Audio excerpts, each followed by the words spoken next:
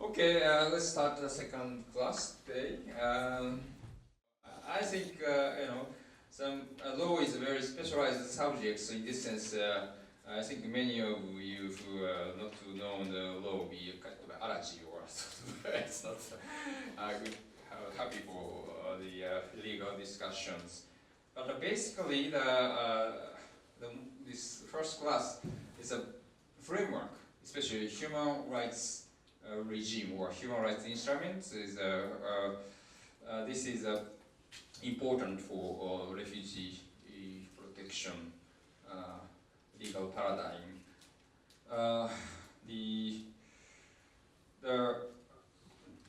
We are now in a nation-state system that is, as I repeat, every state is equal to other states. So in this sense, the state is supreme to decide everything. So that is the sovereignty of state sovereignty. That is the first principle of the international law. So each court has a supreme sort of a judiciary, but this is not beyond their own territories, jurisdictions. So no such a global court. ICJ, International Court of Justice, as Allan just referred, or Justice Wada, who is the father of the Empress, is also the authority, but this ICJ is also under this international law, or in the sense the ICJ is not the supreme institutions beyond the nation sovereignties.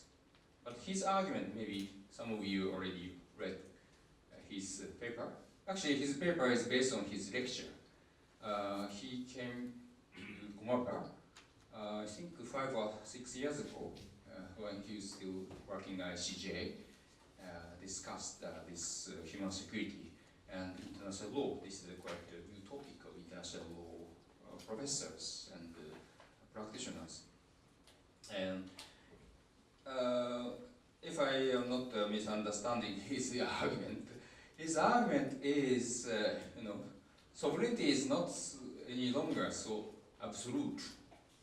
Absolute means the sovereignty is not everything.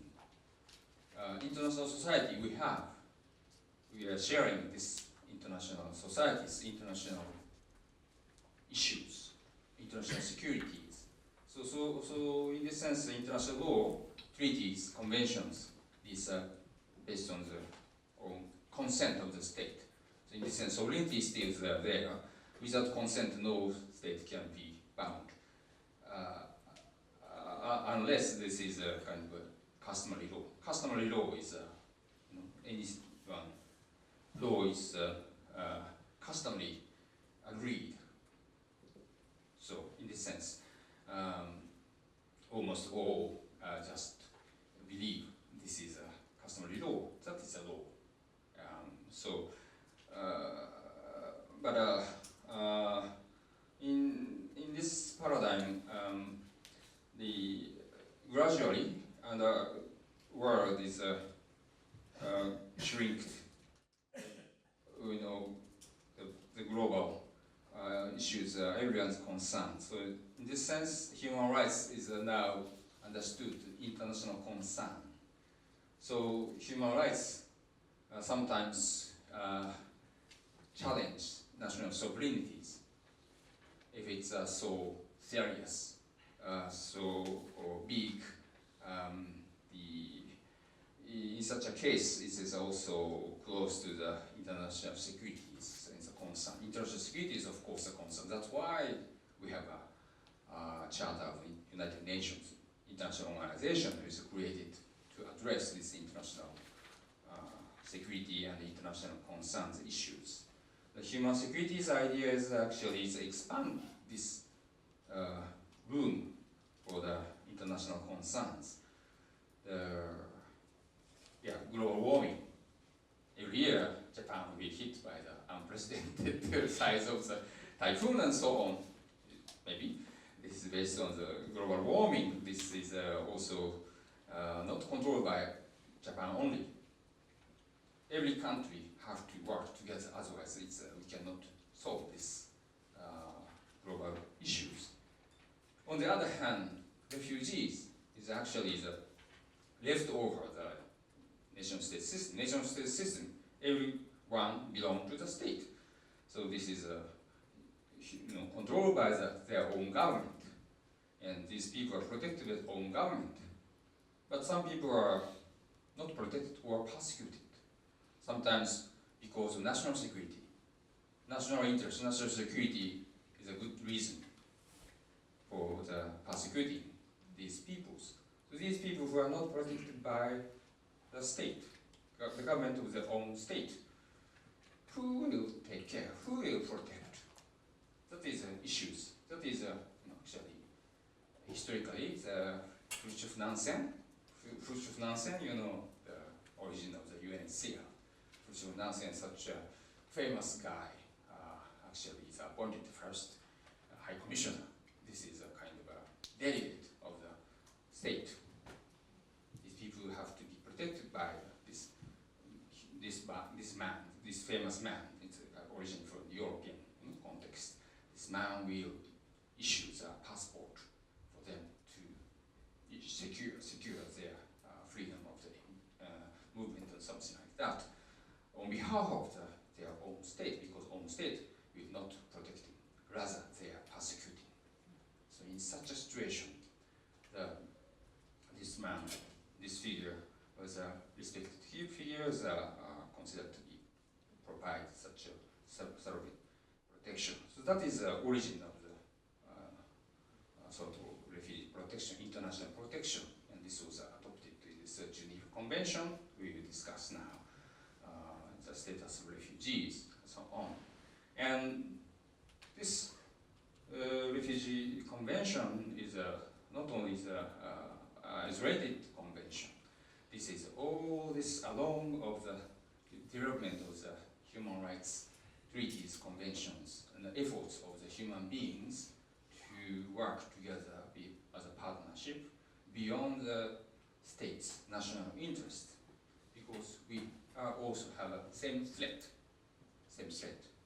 Even Japanese have this not only typhoons, maybe if this government become has a problem, so we can be refugees in time.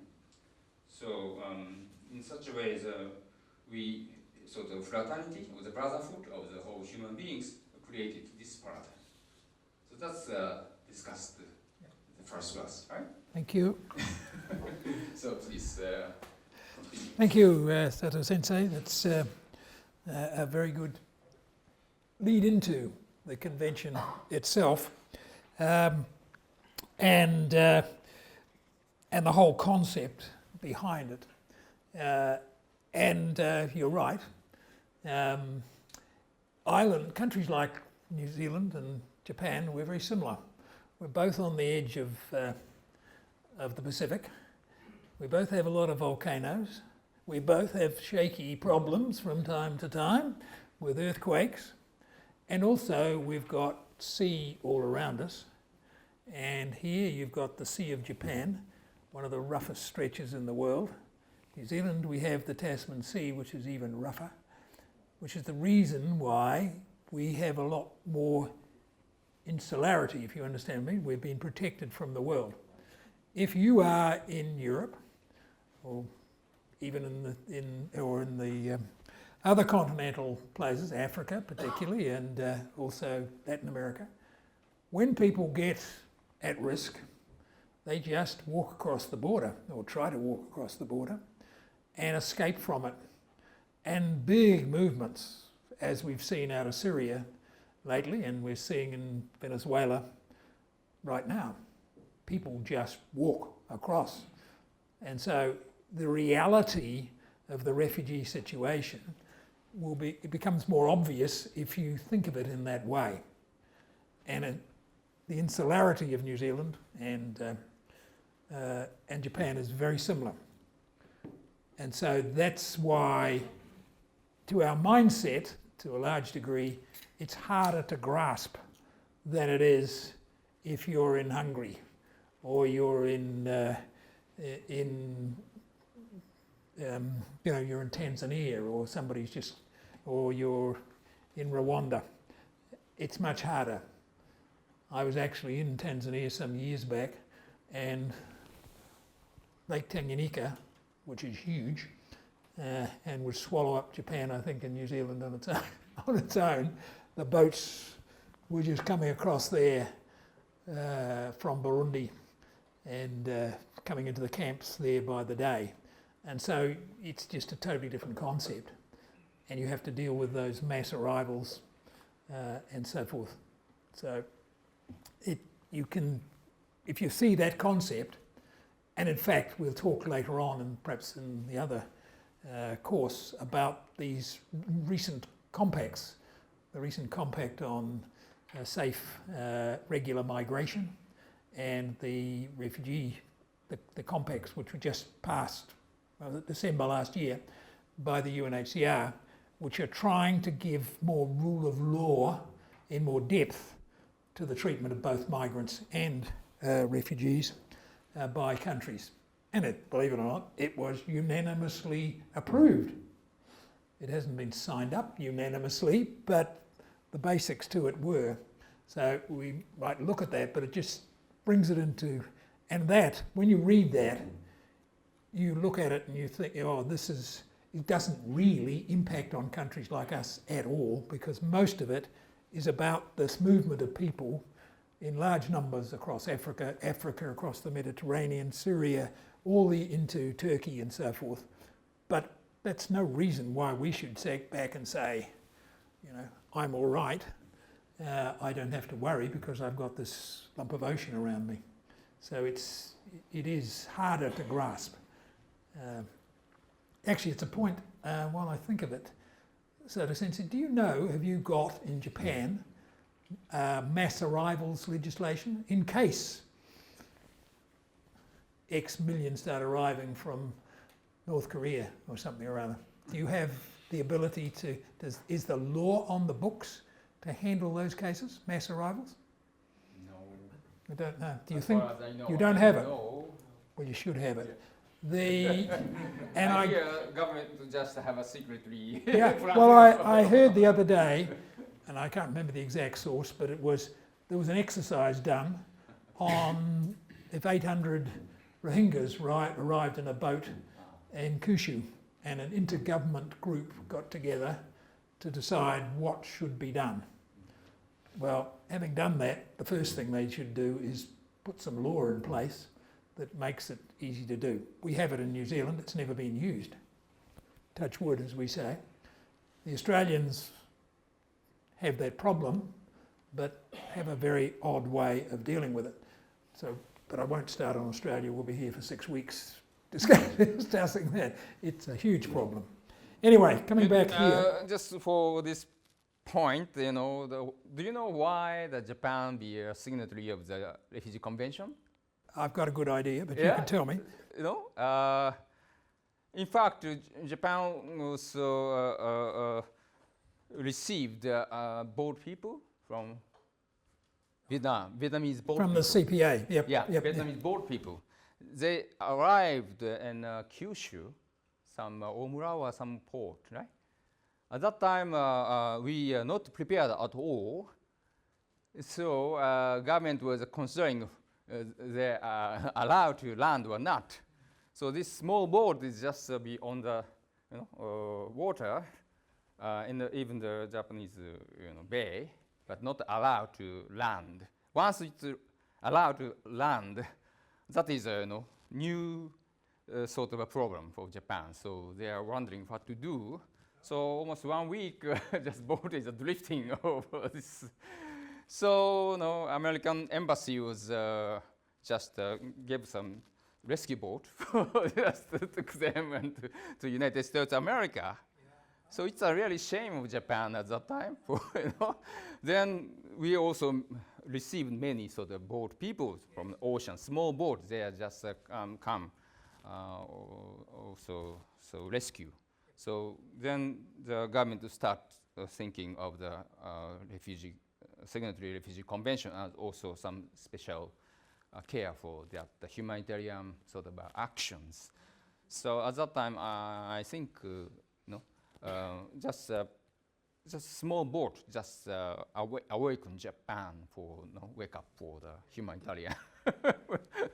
Thank you for that. It's a piece of history I wasn't totally aware of. And of course, for those of you who know a little about the Australian situation, the Tampa boat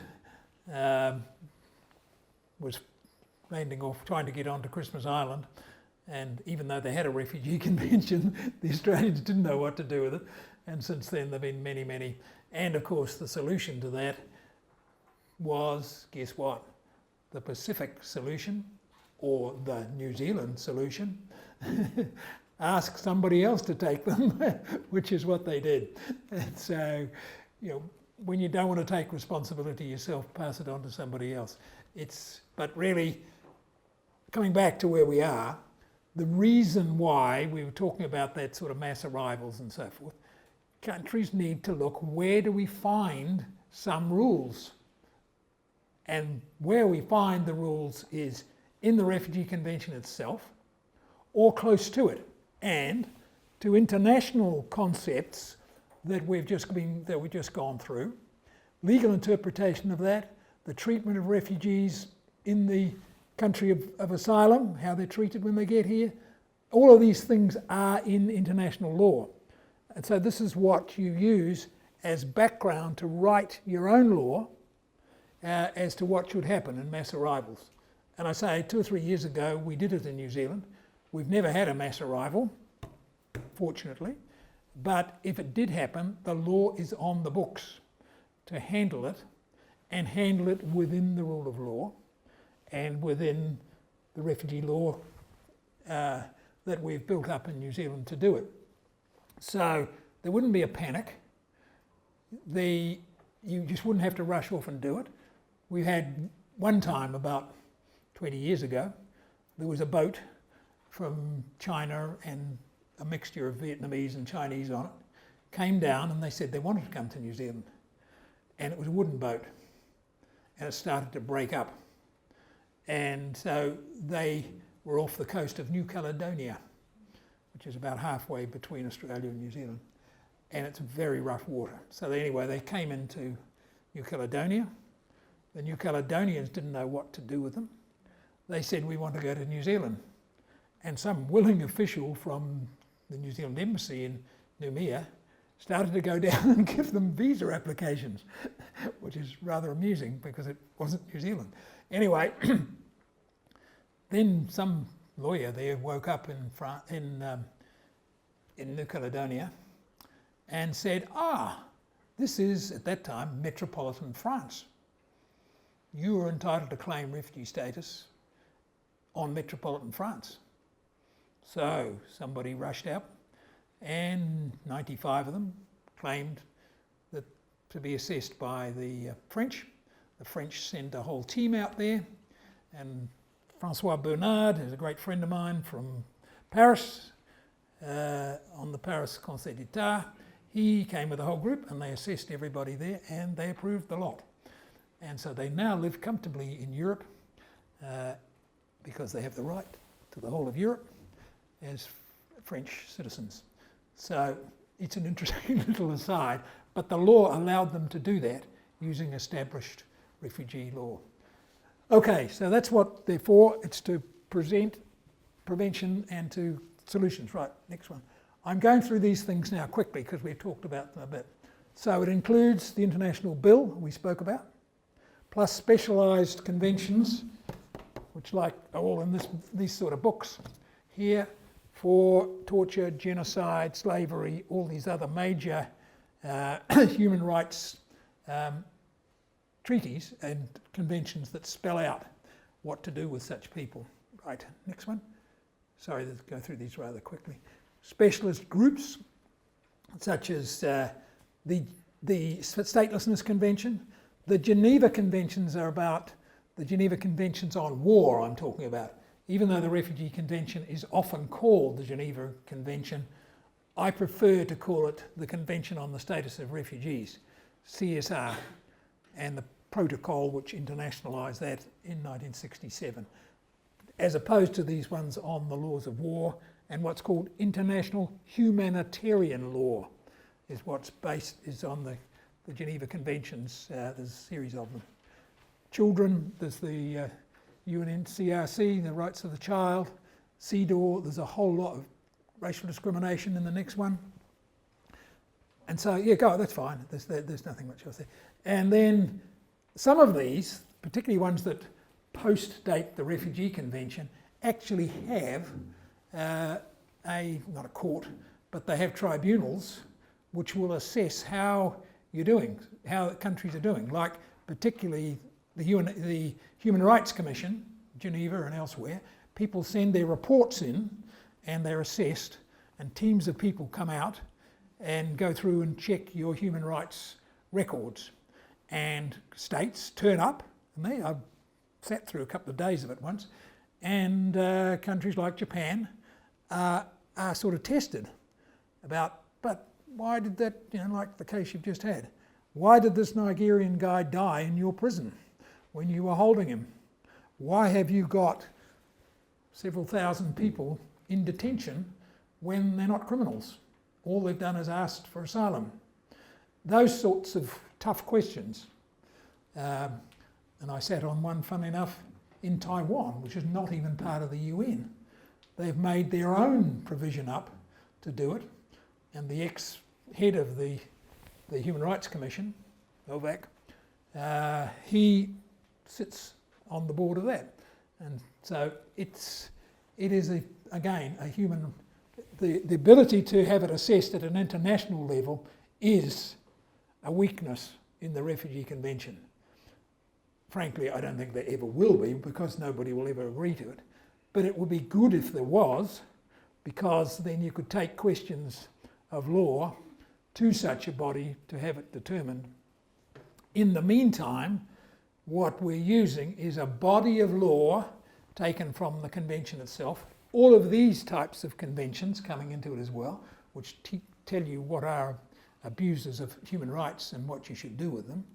And that has become the interpretation of many, many courts as well. Put that together, and that's what's called customary international law or customary refugee law. A lot of it is in the actual treaties and conventions. And there's a hierarchy of those, conventions, declarations, statements, etc., starting with conventions at the top. And so they all come together. There are special rapporteurs who report on each country. All these things are a way of doing it. The UN Security Council has the ability to do it. All of these, this is the war ones, these tribunals, will tell you the type of abuse that goes on, like the one in Kosovo or the one in Liberia.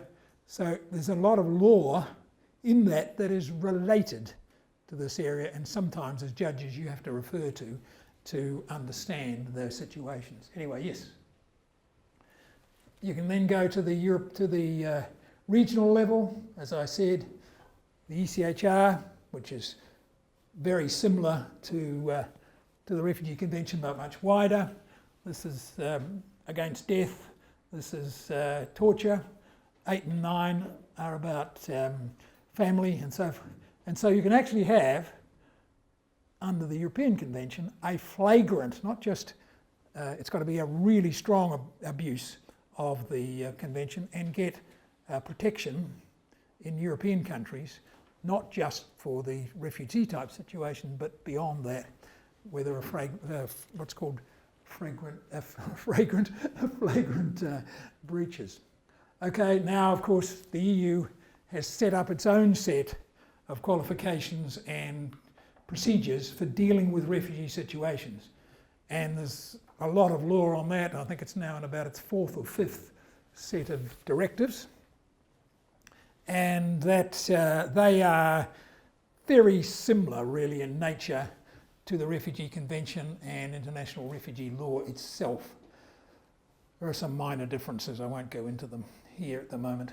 But basically it's the same. There are, the OAU does it for Africa.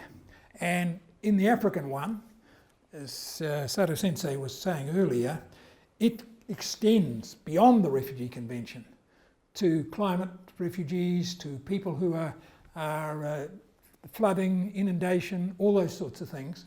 They give protection, which is which is often short term, because refugee law is about temporary protection. If your own country returns to a state where it can protect you, then you go back, or you should go back, unless you've become a migrant and established yourself. Anyway, so the OAU, the reason you don't see a lot of cases on that in pure refugee law is they go further. So it's beyond. So if you're an OAU refugee, you have a bigger bundle of rights attached to you, and for a lot more reasons. The same with Cartagena. That's a declaration signed in Costa Rica, but in this coming year, because of the problems in Latin America and so forth, the next International Judges Association in this area will have its next international conference there next February. But Cartagena is much wider again, of a similar nature to Africa. And there is actually a document for the Bangkok Principles, and which does similar things for Asia, but it's not very well signed up. Have we distributed the paper on the Asian accession to treaties and all that sort of thing, the Asian perspectives? We did not. Didn't? Okay. We've got, it's a paper I wrote with a very good legal associate of mine a couple of years ago, which I'll let you have, and it gives the whole of Asia, and it goes right round and sees all the conventions that Asian countries have signed up to. The whole of the Asia Pacific, in fact. I think it's about 40, 50 countries. So I'll distribute that for your background information. And it really goes on about how the IRLJ, or which as it was, the International Association of Refugee and Migration Judges, has assisted and is working with Asian countries. And you'll see we've done actually quite a lot of work over the years, but it's really a document to say what is the status in international law for all the Asian countries. Oh, we circulated it. Oh, you circulated it? I thought you had, yep. Yeah. Anyway, a bit more background reading for you. Okay, so that's the next page, sorry. And then, when we're talking international law, there's another timely reminder that most countries in the world have actually signed what we call the VCLT, the Vienna Convention on the Law of Treaties. So if you sign a treaty, it says you should interpret it in good faith, with the ordinary meaning and context, in the light of the object and purpose of the treaty.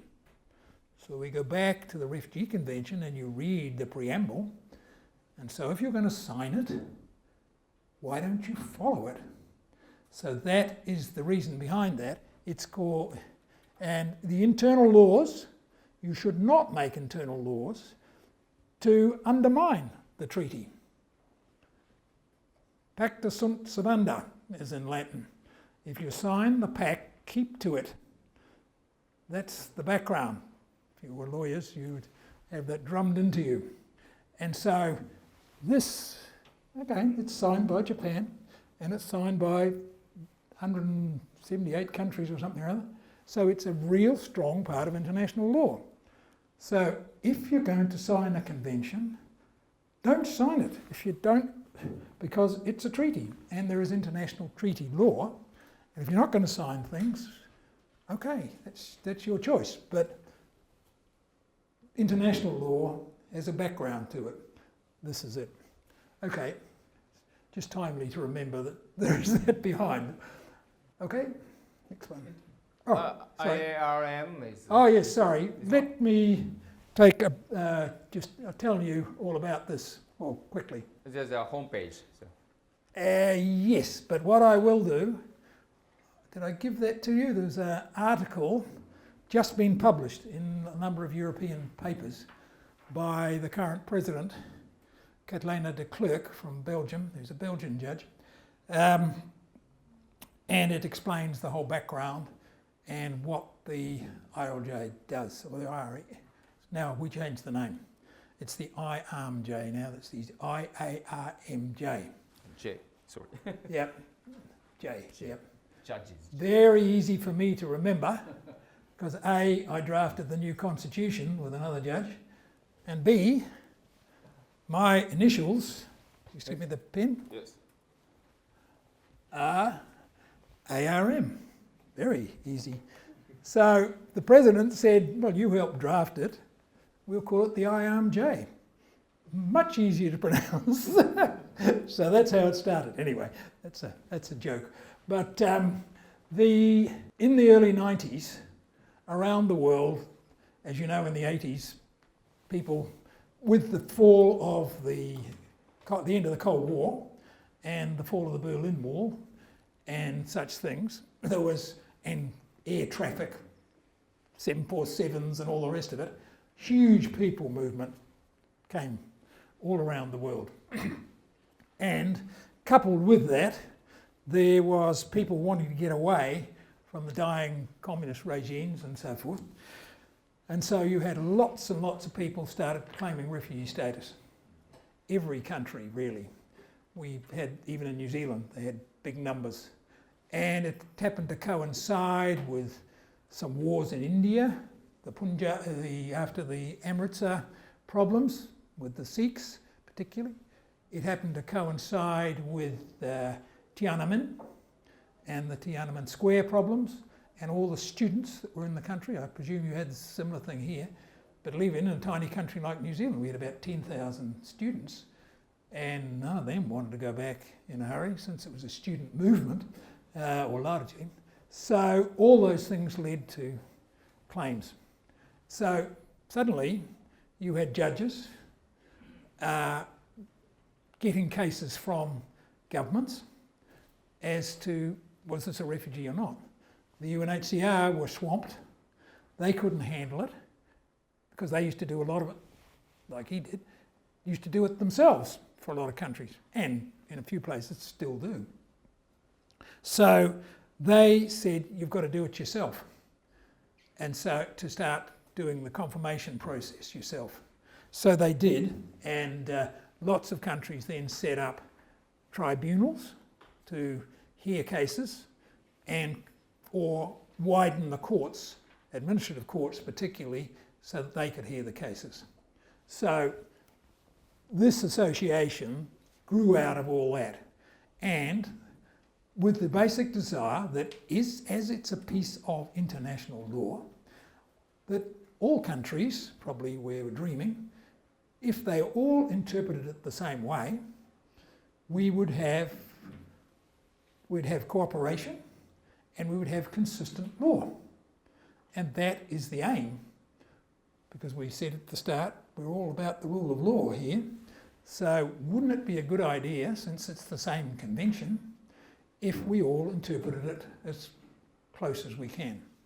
So as there was no court or anything to bind us together, we got together in groups around the world, and it started from a conference in London in 1995 I had the pleasure of going to, and 50 countries I think it was, 27 countries, 50 judges, and we discussed all the topical issues and where we were with the law, and we were just starting to understand this was all related to human rights and human rights law. So we were looking for commonality and an international commonality to do that. Anyway, there were then and there was more conferences called, particularly in Europe to start, another one in Nijmegen in the Netherlands, and then we said, let's try and do something from these conferences, which Nijmegen had about 200 judges, I think, and so we had some workshops that the Polish, the curtain had just gone up for them, and the Polish judiciary, a lot of new judges, asked us to go there, and we did a sort of training course. There was about 20 of us went to do this for Polish judges, and after it we all sat down and said, let's draft a constitution for it. We did so, and the Dutch judiciary volunteered to be the secretariat, and they pay for a secretariat, in Haarlem, if you know that, it's just out of Amsterdam, well, 30 kilometres out of Amsterdam, and they still provide it at the expense of the Dutch government and the judiciary. And so it grew from that, and it now has chapters all around the world. There's an Asia Pacific chapter, which in the second course, the president now, who's actually a fellow New Zealander, will come here and talk. Asia Pacific, and had its first conference in Korea, and we were helped by Sujin at that a few years ago. 2016? Yep. 16, yes. Yep. And there is an African chapter, very active. Lots of conferences, lots of work in Africa done. There's a big European one, which is now very much tied in with the European governments. And it's not just the EU. So you've got countries all right into Eastern Europe as members of that. Lots and lots of training between North Africa and, not training, professional development, I must get this right. You do not train another judge, you discuss professional development, which is what I'm doing with you. We're discussing, you're not training, I'm wanting to share professional development with you. So how many Korean judges belong to the IRA? Not many, about 3 or 4. Yeah. Unfortunately, a very active member from there decided to go back to the bar from being a judge. Yeah, I know him. You Judge know Kim. him well, yeah, Judge Kim. Judge Kim. But there's Judge Ha, and I think there's 1 or 2 others. How about Japanese judge? 0. 0. We have asked, you and I have been there many times, and I'm sorry, I'm going to be a little bit... How many Chinese Frank. judges? How many? How many Chinese judges? 0.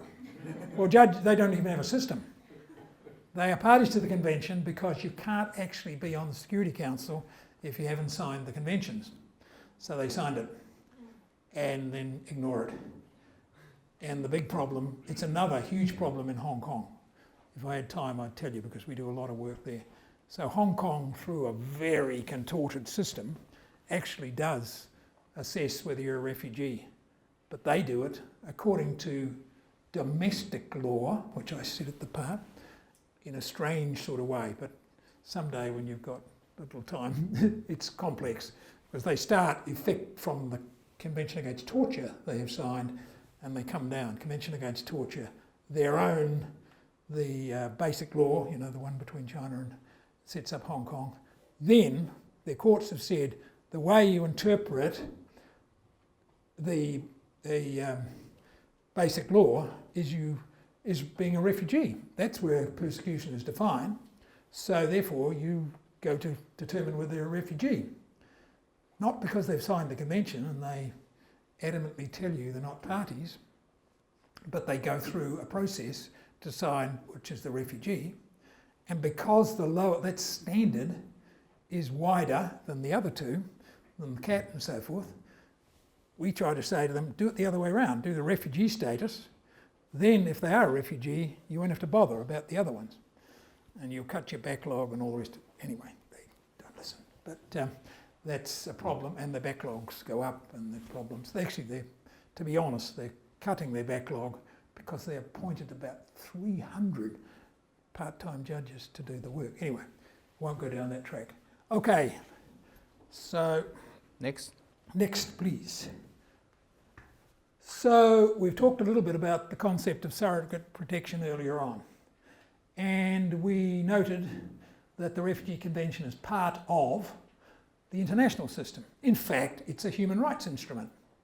It's part of international human rights law, and it grants surrogate protection to people who have a well-founded fear of being persecuted at home and are not able to return to get the protection of their own country. And I include in here, as you raised before, people whose habitual residence is that, and if you look at 1A2, it covers it. And we'll also, towards the end of the course, talk about what are called protection gaps, people who don't fit within the Refugee Convention. And in the last 20 years, 10 to 15 years, these have been filled up by a thing called complementary, or in the EU, call it subsidiary protection. in the EU, they call it subsidiary, but the protection is exactly the same, almost, as refugee protection. In a lot of other countries, this will only say, we're not going to send you back. Will not give you the bundle of rights to go with it. But that's another issue. Okay. And as we call it IPL, International Protection Law. Sorry, you're going to have all these. We did send out the acronyms. Yes, so I don't know whether that's in that actually. So in reality, the Refugee Convention serves to soften the rule that states retain complete discretion over the control of their border by creating a partial acceptance for a refugee. So if you imagine, didn't realise you could write on the walls, this is a great place. I must get my grandchildren to come and draw something. So if you imagine this is domestic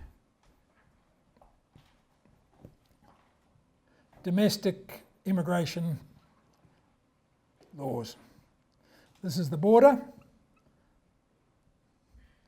either at the airport or the sea, or in fact it goes a lot further than that, than the boat in the harbour, because the Refugee Convention, if you read it in detail, once your state is controlling that boat by having its warships alongside or wherever it is, they're under your control and you owe them protection if they claim it. Which is what didn't happen in the breach by the Australians on the Tampa. They virtually seized the boat. So it's not, and that was in international water. So it's not just simply walking across a border, it actually goes further, but we haven't got time for that. So anyway, this is the border. You have correct domestic laws to cover who can come in and who can't. But when you sign the Refugee Convention, you create that.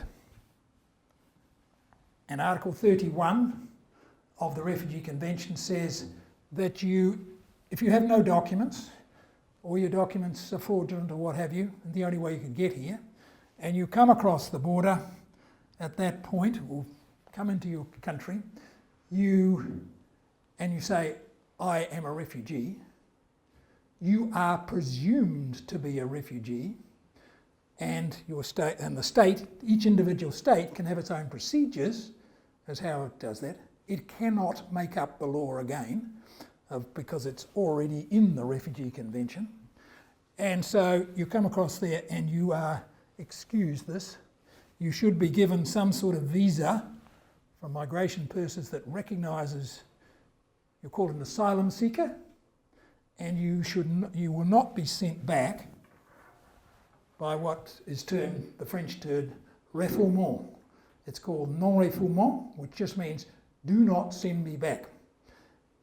Non-refoulement. Refoulement means sending them back. Refouleur, which is the French word.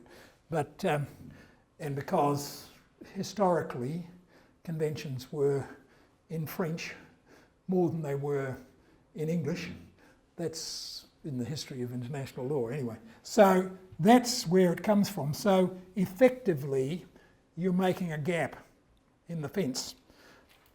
This can come here. The gap can come later on also. Later on, so this person may come in here legally or illegally. Let's say they came legally. They come in then way back, say 5 years later, the problems in their own country here get very bad. They can make a claim, what's called surplus, another French one, at the time, on the place, because this is created later on. We'll come and talk about that later. So you don't have to normally, it doesn't have to be done at the border. It can happen sometimes years later. But we're getting into the detail, which we'll cover a bit later on. Sorry. Thank you. It's nice to be able to write on the walls. So, where are we at now? Yes, so just before we look at the CSR itself, you've got to remember we said the right to seek asylum. It doesn't say it's the right to asylum, it's the seeking of asylum. And so that effectively puts it on the countries that have signed the convention, 148 or whatever it is, to set up their own procedural, not make up the law, their procedural systems for doing that. And they'll have different ones. And basically, under international law, if they are fair systems, then you should, doesn't happen in reality, but you should get the same result because it's the same convention. So if we're deciding a case in New Zealand, or it's in Russia, or it's in London, you should get a similar result. Now in the EU, you probably know historically, they were getting different results. For example, Syrians, Hungary would approve 2%, and Ireland was approving 85%. Hello, something wrong here. So that's why they have the common ones, and that's why the Judges Association, now we've got about 700 members, has actually been given the right, or not given, they pay retired judges and other judges to train the judiciary to get it right, and the lower level, first instance, get it right first time. Have we heard that before? Isn't that a saying that came from Japanese manufacturing industry? Anyway, I will digress. I had 12 years in the management of two large Japanese motor companies, Mitsubishi and then Mazda, where I was the CEO for 8 years. So you'll excuse my taking a business approach at times. So sorry, CSR 51 is a convention of Sorry, yeah, that's what I said. Convention on the Refugee Status 51. 1951. And I used that. Geneva Convention also on. There was, which was basically in Europe eventually, in 1951. And in 1967 it was spread internationally by what's called the 1967 Protocol. So the correct name is the Convention on the Status of Refugees and the Protocol to the Convention 1967 that extended it worldwide. So just, I use CSR, you'll see other books like the most famous book on it, which is, poor old Hathaway. Hathaway and Foster's book, quite a book on refugee law, and the print's not very big. So there's a lot of law. And so he calls it CSR. That's so. But a lot of places they call it Geneva Convention, or there's several acronyms. Anyway. So 1951, it was adopted in the context of European level. That's and right. Also very time limitation. So this was strapped and expanded or global 67 as a protocol. So why the 1951 this convention was adopted? Because the Europeans had the biggest problem, and they did the ECHR, we talked about 1950, and they had the biggest problem. And so they decided amongst themselves, in lieu of the UDHR as well, the University of Human Rights, that they would set up a system to deal with, I think there was 6 million or 7 million displaced people in Europe at the time, all over the place. And so, they were, because the fall of Nazi Germany, new borders, new everything. So they said, right, we'll go through this process, and we set it up. So they did, and that's what happened. In those days, it was largely done because, as I said, this was designed by states, for states. And so it was done at the administrative level to start with, and didn't really get to the courts until the 70s and 80s, by which time it had gone international. But countries signed the convention, non-Europeans. New Zealand signed in 1960, well before, because we were having people from Europe who we had to determine, who came Dutch. The first refugees I ever met was Dutch people in New Zealand who had escaped. A lot of them were Jews too. And there where I lived was the camp, which is still there. And maybe in the second course I'll show you some pictures of it. Where they arrived and they were put into an open camp. Actually it was an old American war base where people used to come and fight the Japanese. But anyway, it was a useful building that the US left behind. So they were there, they'd walk up to the local shops to buy their bread and fruit. And so as about a 5-6-year-old, when I was doing exactly the same thing with my friends, we would try and help these Dutch people to help them buy their bread and at what we used to call greengrocers, but at the vegetable shop and help them with them. So that's my first memory, which is quite a nice one, of helping these Dutch people who are now very successful New Zealanders and the directors of most of the dairy companies in New Zealand, which makes up 48% of our exports. So don't tell me that refugees are not useful to countries. So your origins are refugees? I mean, your origins are refugees? Or not mine, no? but I'm just saying I met a lot of them. No, my background is Scots-Irish. My father was born in Ireland when it was part of the UK, so therefore I'm entitled to Irish citizenship. I'm entitled to UK citizenship because at the time he was born, it was part of the UK before they split Ireland. And my mother was from Australia, so technically I was entitled to Australian citizenship. I've never taken it, although I've lived there many times. And then I was born in New Zealand, so at that time it gave you the right to New Zealand citizenship. And so it's quite a mix. And my one grandfather came from Glasgow, so you're entitled to have right of abode, as they call it in England. So it's a polyglot. Because this Refugee Convention, or CSR 1951 Geneva Convention, it's a basic document for the refugee protection.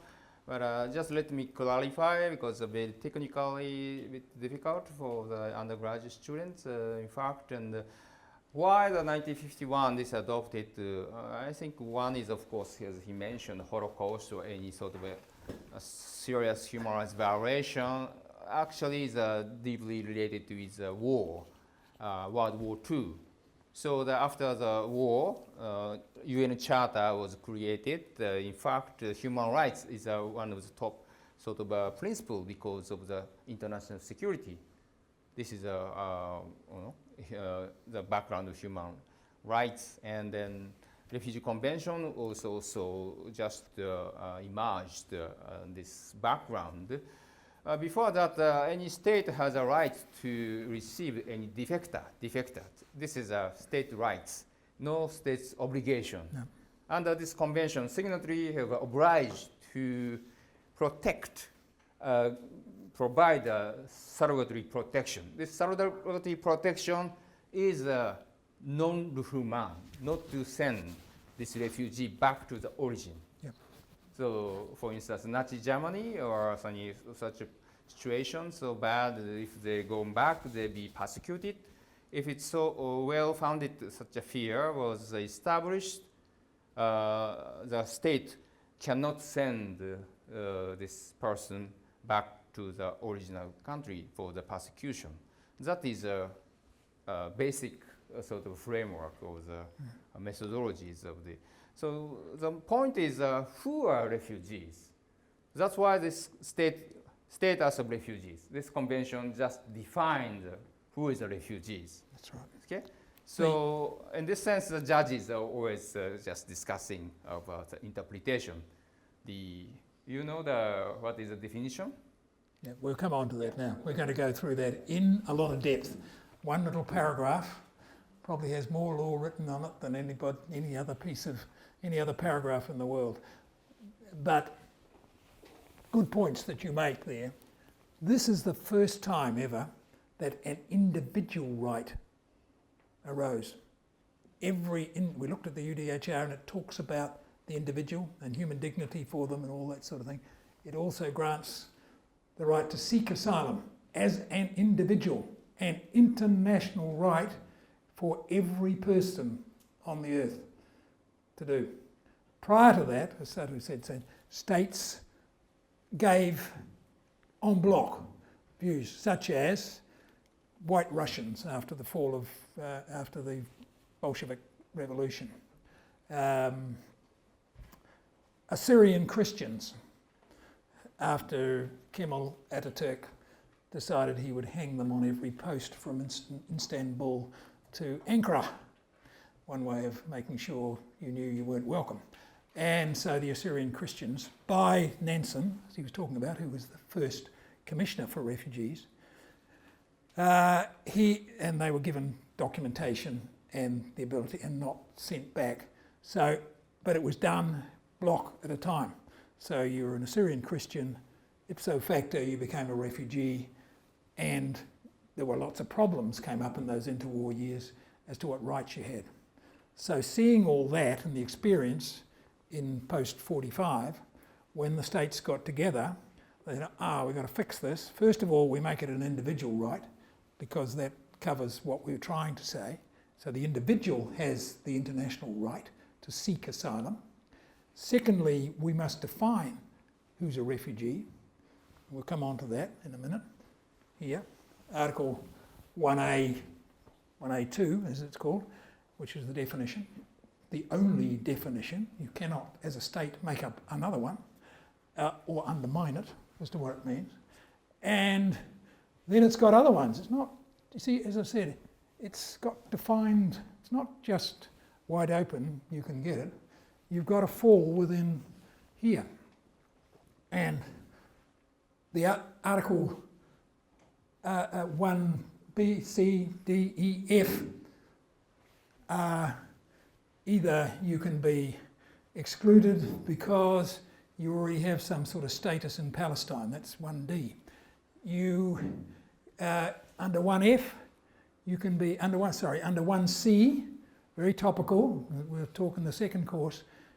If you are a refugee, you and a state, and in a state and living there, if a situation arises where, let's say there's a coup, democracy is restored, human rights are wonderful, the fear of persecution evaporates or goes to a level below a real chance, then you, on all the evidence available, you could go through, the state could say, hopefully in a fair process, we're ceasing we want to cease it.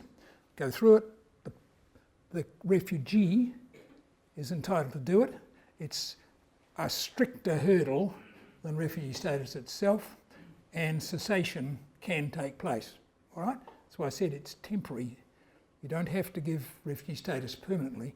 It's just that once people have moved, particularly as far as New Zealand or even Japan, it's a long way and hard to get back. They lose their ties, they have children, all these things mean they attain permanent solutions of what they call it for it.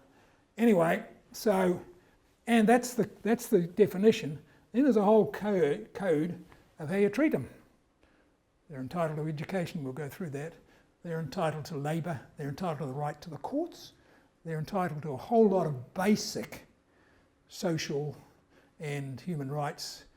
It's like socialism 1948 style, which is a lot more restrictive than your average state today. So it's not, there's serious rights, but it's, for example, education is only to the primary level. It's not, university education. So these sorts of things are in there. And as I said, there's no international court, unfortunately. Okay, what's next? Okay, so now let's come to the document itself. You can get it all online from the UNHCR, unhcr.org, and you can find it all. Anyway, so at the outset, I've said this many times, drafted and adopted 4 states, by states, 4 states, not pseudo-refugees, not people who wanted to commit crimes in your country or anything like that. It's state. The state is doing the job. This is for their benefit, more than the refugees in some ways, because you knew who you were looking after and who you weren't. Okay, and this is to be remembered a lot. In the 90s and when we first got it, everybody worried about what's called the inclusion clause, Article 1A2, the definition of a refugee. But people didn't go and look at the other ones, which have got all the rights on it. And if you want an expert on that, he and another colleague translated an even thicker book written by the same people on the rights of refugees. So if you want Japanese version, you can get a signed copy by him. Professor Hathaway's. Yeah, it's Hathaway's. Yeah. Hathaway's a book, but and this one is called Hathaway and Foster. And this amazing,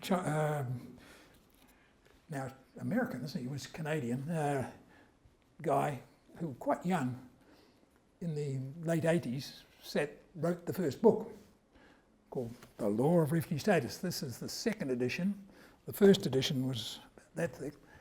And amazingly, he picked most of what I'm telling you was in that book. It's a bit harder to find, but and so if you studied that book very early on, which we did the privilege of doing, and it's not an easy thing to understand, first up. As a lawyer businessman who'd had experience, it took me about 2 years, or at least a year, to turn your mind around to get to the concepts. So don't feel embarrassed if you don't grasp it. It's worse for lawyers actually than it is for lay people, because you can grasp it better from your own human experience. But for lawyers who are trained down straight lines, it takes a while to understand. So when we trained new people, it takes you a while. And so in our court, London here, we had a special system for new people coming into it, where they had to be trained, they had to sit with an experienced judge, their decisions are peer reviewed, even though they're independent judges, never change the result, but peer reviewed for 3 or 4 years, and then constantly, if it's a major one, they're still peer reviewed. Or New Zealand, everyone is peer reviewed. No decision goes out without some of your peers looking at it. In other words, we're looking for consistency. Okay, so we'll look a bit more about these things, the rights regime we were just talking about. Okay? Yes. No, because there was no, the individual right was set up to seek asylum, but there was no rules for it. I'll get my mic. There were no rules for it then. So the Europeans decided 2 things: to do the ECHR and have their own set of rights, which 50 countries, not just the EU, 50 European countries, including Russia and Belarus, are parties to, and the Refugee Convention. So they signed that, and it related, but other countries were signatories to it, like New Zealand and Australia and Canada, even before it went, because you got people from those countries who were seeking status. So that's how it grew. It grew tremendously when the Africans picked it up and turned it into the OAU, the Organisation of African Unity. It's now called the African Union now, it's not got no in front. And they have a wider set of rights. They determine both refugee status and OAU status, but the OAU or the AU status is usually wider. They have an African court over top of it. So they have a much better system. The problem in Africa is there's just too many of them, and their court systems and their state determination systems are absolutely and utterly swamped. So South Africa, for example, has a refugee system there, there are backlogs of 250,000. That's sort of huge numbers, a lot of them from Zimbabwe and from Nigeria and so forth. And in fact, in countries like New Zealand and UK, you get a lot of them who pretend, who've been to South Africa, couldn't get their case, so they managed to get to Europe, and then you end up, if they tell you, that they're actually Nigerian or they're where they've come from, but huge numbers there, and their appeal systems. But at the higher level, the decisions of those courts and the Kenyan courts and a few others, are very good decisions on refugee law and very good guidance. And in fact, probably the next president of this association will be Isaac Leonora, who's a senior judge from Kampala, from Kenya. And so that's the reality of it now. And of course the UNHCR itself does determination, something like 30% of the cases in the world. So they've determined that they've come to it's a joint sort of international law approach to their own definition. And so the law that the judges internationally in international refugee law and UNHCR law, if you want to call it that, are very similar. The UNHCR, we won't go into too much depth, there are two conventions. There's a convention setting up the UNHCR itself and how it mandates refugees, which is slightly different to the UNHCR, which is the organisation that deals and looks after refugees and also tries to administer the law, which countries who have signed it deal with. Probably never. And that's what we're going off track a bit here, but that's what the compacts we were talking about are trying to bring everybody back to, and to give it more, what's the word, purity and more respect, coming back to the dignity side of things again, and trying to come back and say, look, these are the basics. Always treat people with respect. Always give them their right to do it. They are not pigs. They are not people you're going to slaughter. They are human beings.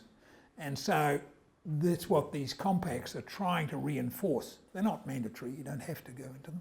Does Japan actually sign the compacts? It has. Well, we can talk about it.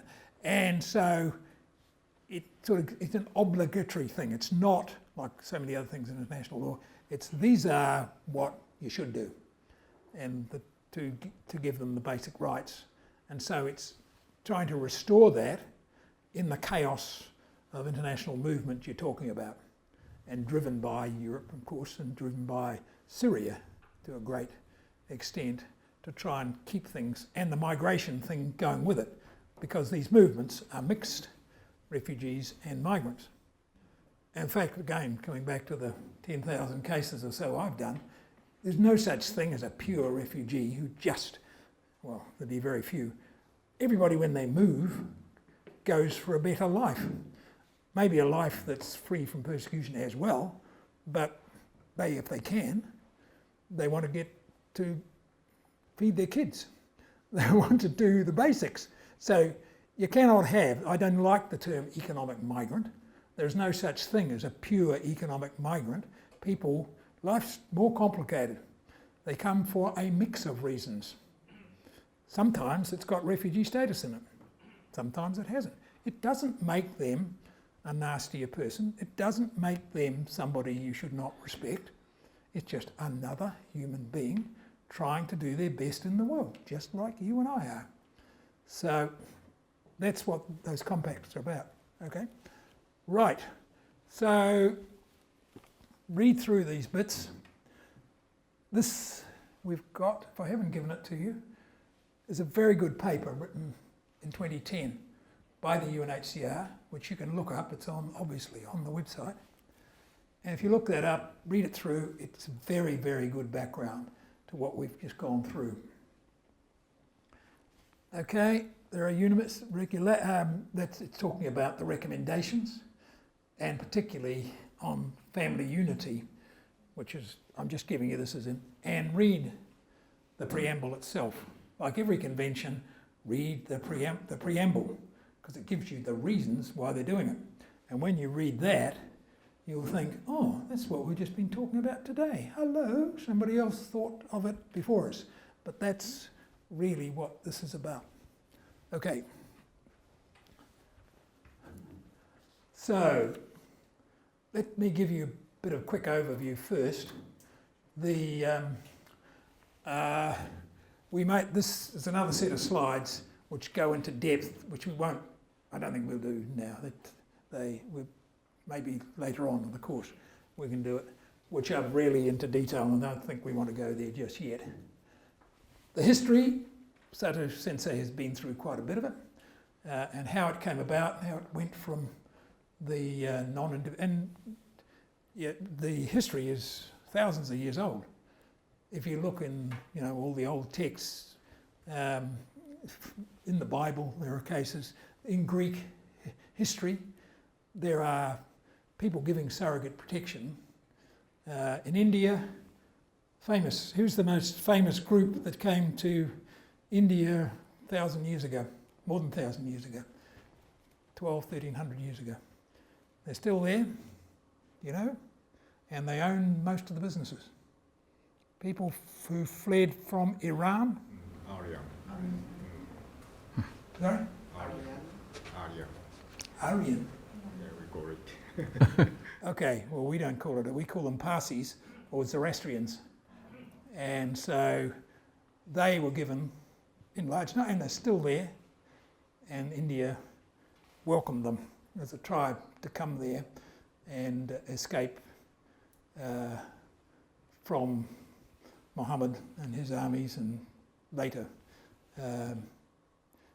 Islamic hordes that went through Iran and came there. And of course, got to Pakistan, and the Indians said, it stops here.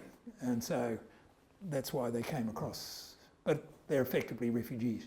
And that's why, I think underlying that, still in India, although they're not party to the convention and don't want to be, there's still a fairly good attitude towards refugees in India, as I think Dirk was talking about in the other lecture this morning. They're not parties, but they're very sympathetic to groups of people in those sort of problems.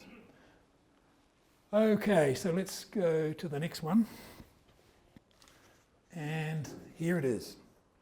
Article 1A2, as I said, probably, I don't think of any other piece of law that's more litigated, in other words, cases done about it, than any other piece in the world. And it's a piece of international law. And if you are determining status, as I will say to your friends, you have one of the most unique jobs in Japan. Nobody else does a job like this in Japan. And don't give away the secret, because I'm going to ask. And I will ask them, and why are you so lucky, and why are you lucky, but why are you so privileged to do this job, which nobody else in Japan does, but there are 160 countries around the world, or more than that, probably, but 148 signatories, where the same job is being done, either by an international body or by a group of people like you. And so I always ask the question, why are you so privileged, and why is your job unique? Why?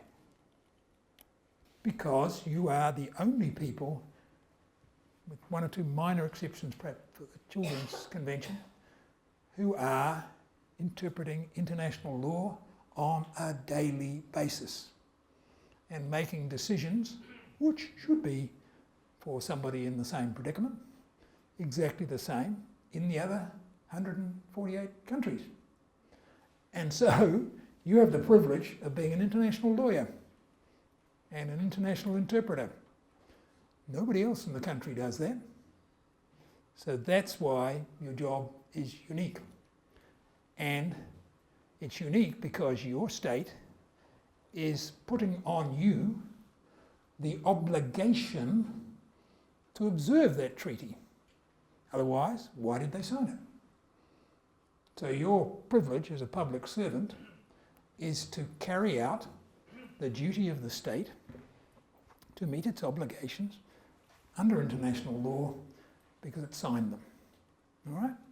You can make up your own procedures as you go about it, but you cannot make up the law which is in the convention. All right? So when people go across the border or turn up surplus, they have that bundle of rights and they are defined. And all you're doing is checking it. Declaratory, not creative. All right? So anyway, here's the inclusion clause. There used to be in here a part about in Europe, and that's why it's cut out. So it looks a bit weird when you ask for the definition and it starts in the middle of a sentence. Owing to a well-founded fear, and the colours are there on purpose, of being persecuted for reasons of. What are these? Race, religion, nationality. This is a real doozy, this one, called membership of a particular social group, or political opinion, is outside of his country, so you can't be a refugee in your own country, outside of his nationality, and is unable or owing to such fear, and that's not a subjective fear, that's an objective fear, is unwilling to avail himself, because this is the old days before women were invented, sort of style. No, they used for both sexes, and of the protection. So we said about, there's two parts to this, not just persecution, but protection. And of that country, or not having a nationality, as you spoke about here, outside this habitual residence, and as a result of such events, these ones here, is in the same, unwilling, owing to return. So this is the famous Article 1A2. So, and if I asked you to go through each one as you went along, you could write this book as a starter. So it's not easy. And as I often say, particularly when I was in business, to every simple, easy to understand problem, there is a simple, easy to understand, wrong answer. In other words, to complex, difficult, enigmatic problems, there are complex, enigmatic, difficult answers. So, complex issues, complex answers. I'm sorry, it's not simple. So, it's not, I think as a friend said to me, Asameshi mai arimasen. Am I right? It's not over before breakfast.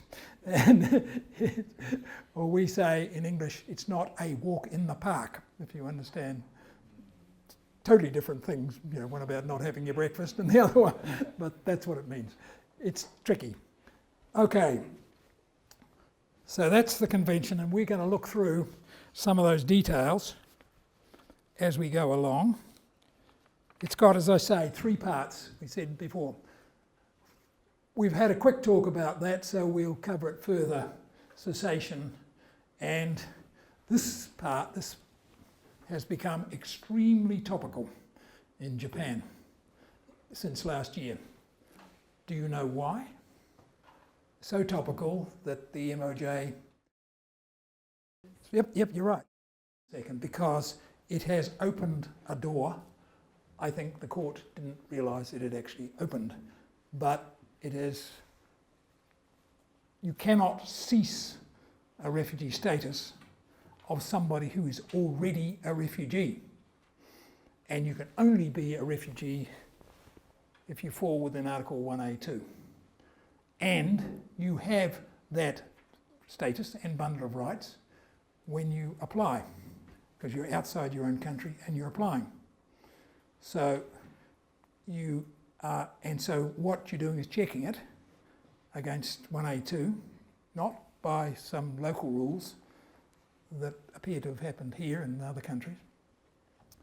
And so, because how can you cease something when you had it all along? So the logic, anyway, we'll discuss it more. It's quite philosophical, but we'll discuss it in the next course. Okay, we did that about exclusion, and this one really, 1F is for, it doesn't include everybody.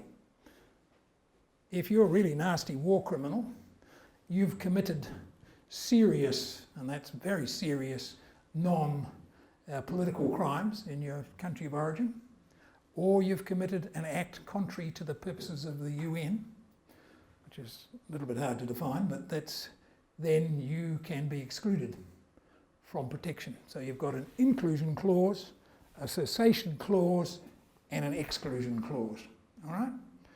And over time, rather than, because some countries got cute, and they said, oh, we'll just do exclusion first, then we don't have to worry.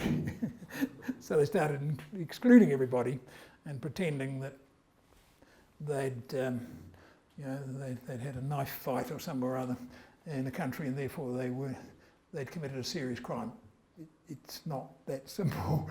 It has to be a very serious, at international law, a serious crime, not one that some state has just made up for itself. Okay, we won't go into too much depth about that, but that's what, so it's balanced. Okay. So, how do we go about it?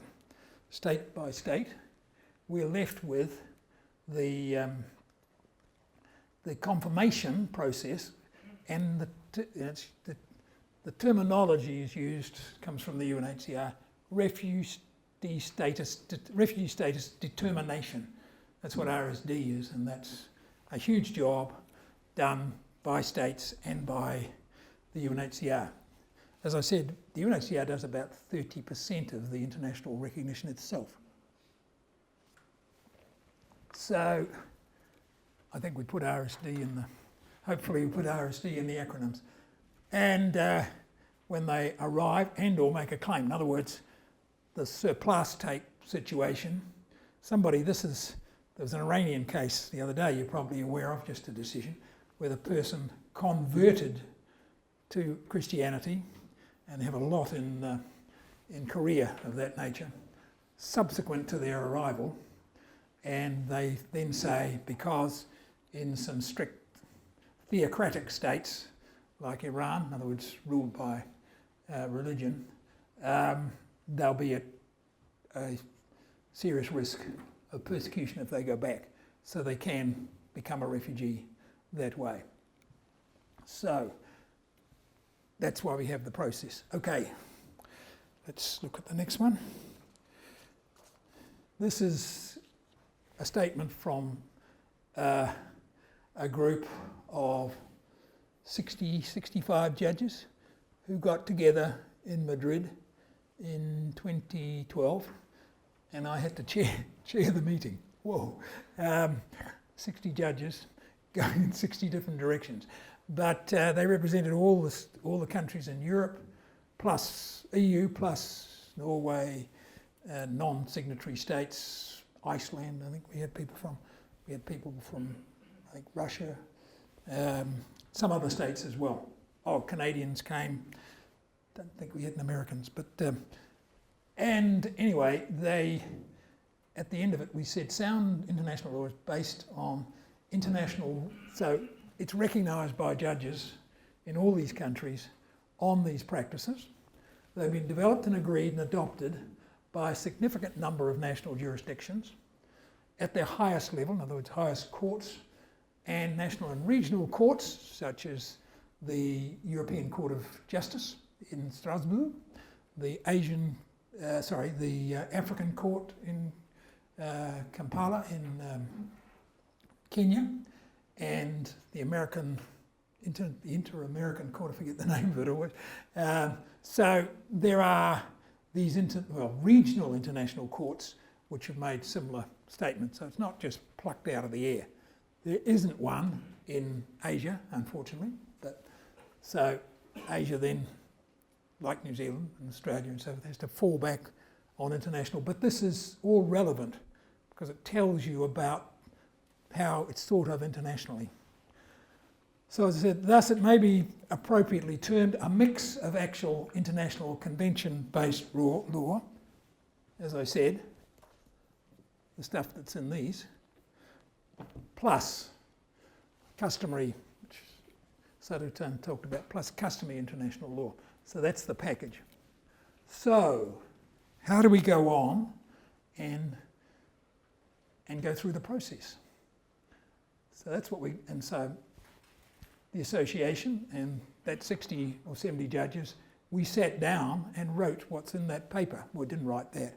The one you've got, the structured approach paper, with that chart in the middle of it,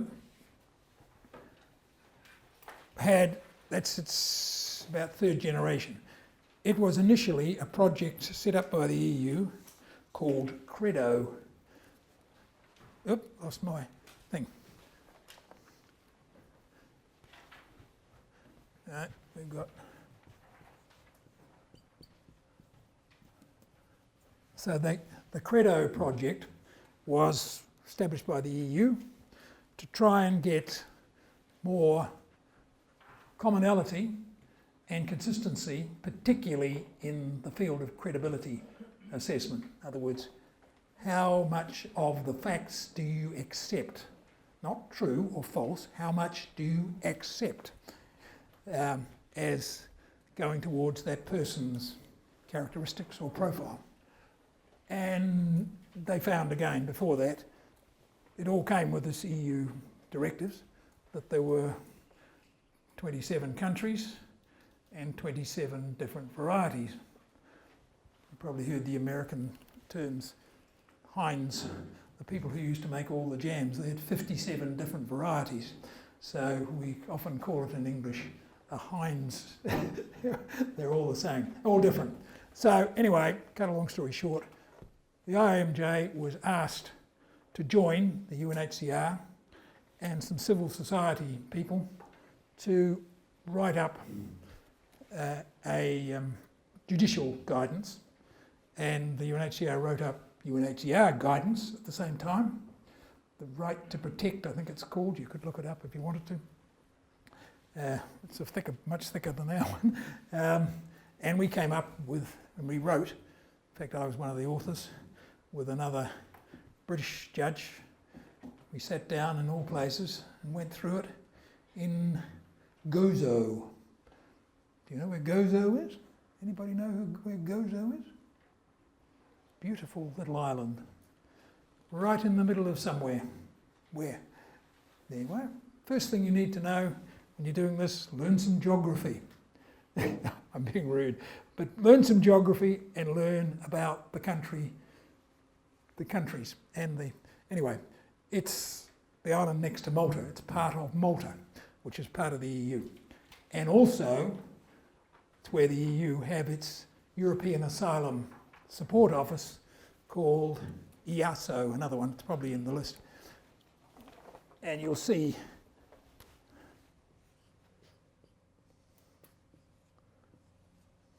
EASO. And that body now is trying to unify all of European law, okay? But in both procedures and in law. And that association, European chapter, writes the judicial guidance, not the first instance, but the judicial guidance. And the funny part was, they started by just giving money to the states for their officials. Then after about 5 years, and we kept saying to them, how are they going to do it? Surely you should have the judges trained as well, because how will they determine the decisions? Anyway, they finally got the message and realised that you actually had to train judges, and they're all independent judges, as well as the first instance. Anyway, so Credo project we came into, and we went through it, and that led to, because what we found was, interestingly, there was nothing written, very little written on credibility assessment. There's lots of textbooks. There's virtually nothing in here. There's lots of people who have various opinions, and a lot of it is, well, you know, it's my gut feel. I think this person's lying, or I don't like the look of him because he's got round glasses, or I'm being silly, but you know, they want to do it by demeanour, or they scratch their nose when they're doing it, or they have a funny look. And so all these things, people make decisions. And there are even psychologists, believe it or not, Canadian ones, who went through and tried to analyse all that. And say, it isn't that simple, as you know, to tell whether somebody's lying, near lying, partially lying, not lying at all these things. So as judges, not only do you have to make a decision, you have to give the reasons why you made those decisions. Exactly the same as first instance. You should set out the reasons why you're declining somebody. Open justice has to be seen to be done, so you have to give reasons. So judges can't say it's my gut feel, although a number of them write decisions like that. My UK and New Zealand experience was also the people at first instance decided they would do it on gut feel or whatever they liked. So surprisingly, not much written about it. So that's why it became a big thing. Anyway, the Credo project was then distributed. The result of it, which was an earlier version of this paper, we converted it to an international one.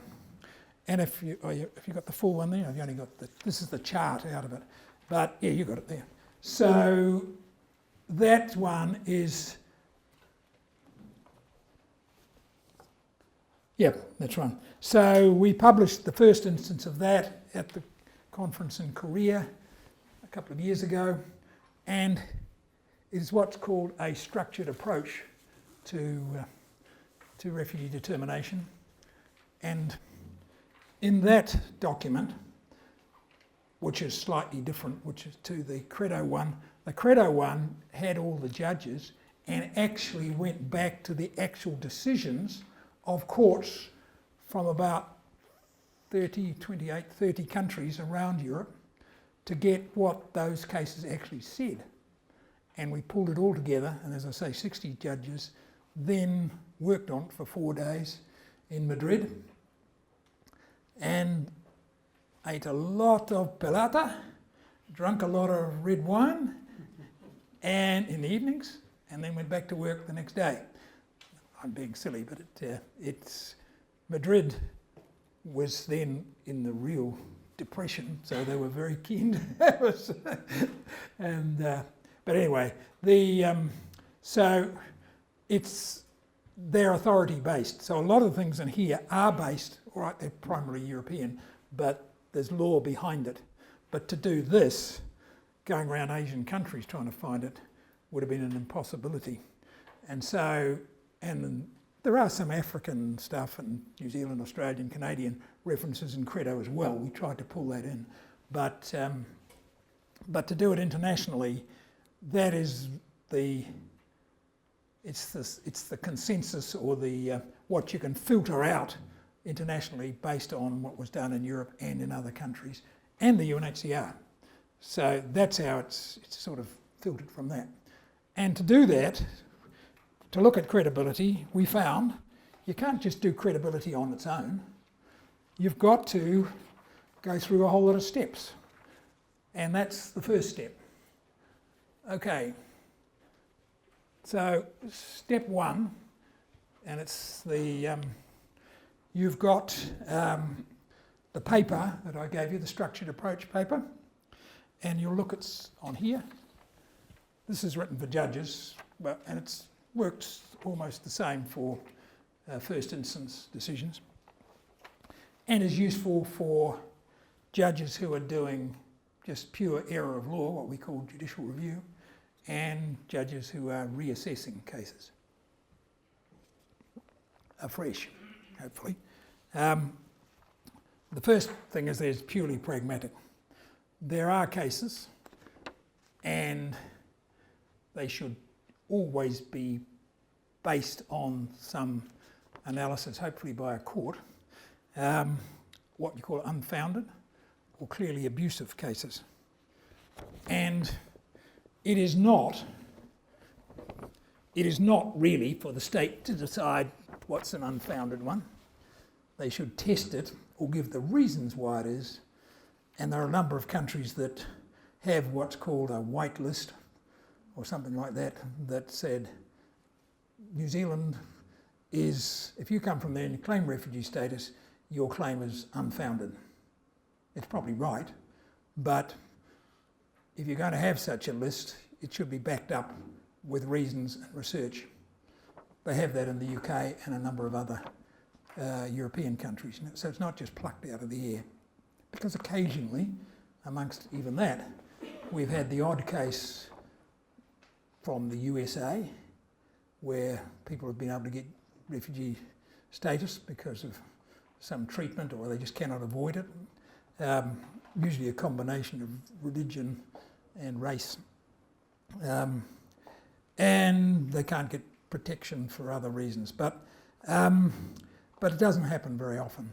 So in those cases, the best thing is often what it is, and any risk to them is utterly remote, that they should be persecuted.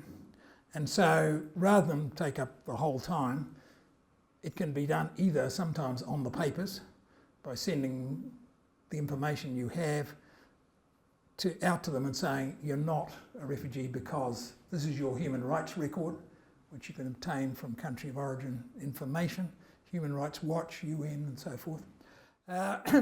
And those studies I talked about that are done in those Geneva reports on human rights.